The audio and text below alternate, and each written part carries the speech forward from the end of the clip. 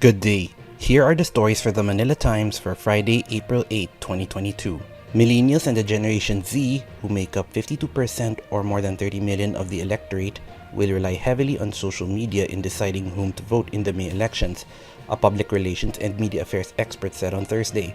Mega World Corporation Senior Assistant Vice President and Head of Public Relations and Media Affairs Harold Geronimo, who is also President of the Public Relations Society of the Philippines, analyzed the youth vote during an online forum of the Manila Times. Generation Z is the demographic sector made up of youths born during the late 1990s to the early 2010s. Geronimo said the heavy reliance of young voters on social media came about after the online culture became part of the new norm at the height of the COVID-19 pandemic. Online access rose dramatically as Filipinos began to adjust their lifestyle to their online regime, and work from home suddenly became the thing.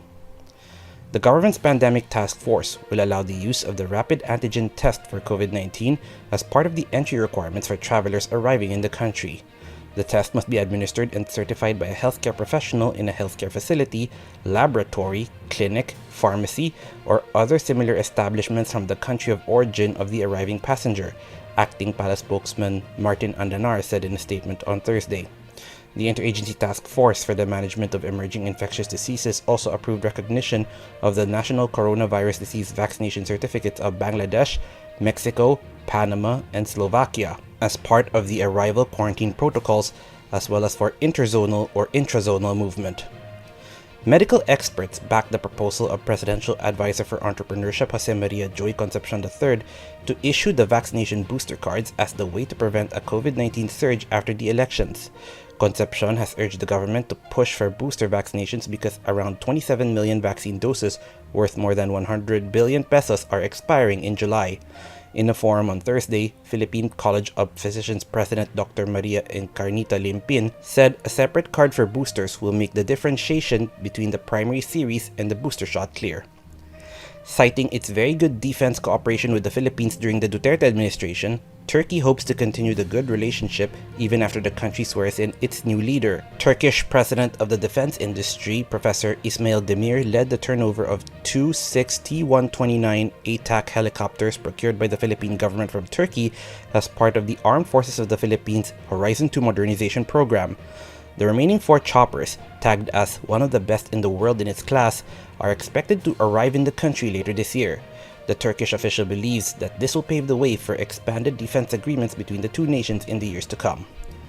The Commission on Elections has approved a 1-month salary bonus for its regular employees. COMELEC Chairman Saidaman Pangarungan announced the bonus during a management committee meeting on Thursday. The Commission also approved additional allocations for transportation and communication expenses for election officers for 6 months to cover also the barangay elections in December. Over to business, the country's gross domestic product growth in the fourth quarter of 2021 was revised upward to 7.8% from the earlier 7.7%, the Philippine Statistics Authority said on Thursday. National statistician Dennis Bangpa said the annual growth rate of GDP last year was also revised to 5.7% from 5.6%. Sought to comment on the revision, Rizal Commercial Banking Corporation Chief Economist Michael Ricafort said the upward adjustment could be attributed to the easing of quarantine restrictions in the fourth quarter of the year. In sports, Olympian Jasmine Alcalde will lead the Philippine swimming team in the Southeast Asian Games on May 12 to 23 in Hanoi, Vietnam.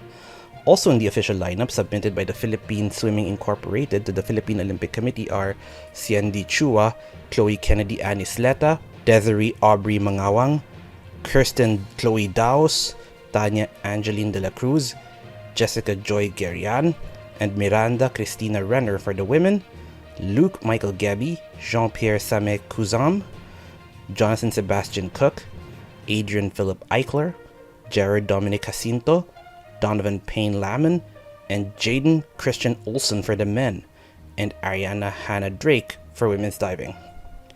Rigoberto Tiglao and Ruben Torres are today's front page columnists.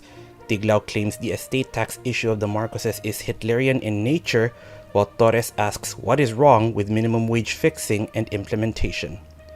Today's editorial believes the world is gasping for clean air. Read a full version on the paper's opinion section or listen to the voice of the Times. For more news and information, get a copy of the Manila Times on print, subscribe to its digital edition, or log on to www.manilatimes.net. Follow us on Twitter, Facebook, or Instagram, and keep up with the Times. On behalf of the Manila Times, this is Arik John Sequo reporting. Have a safe Friday ahead.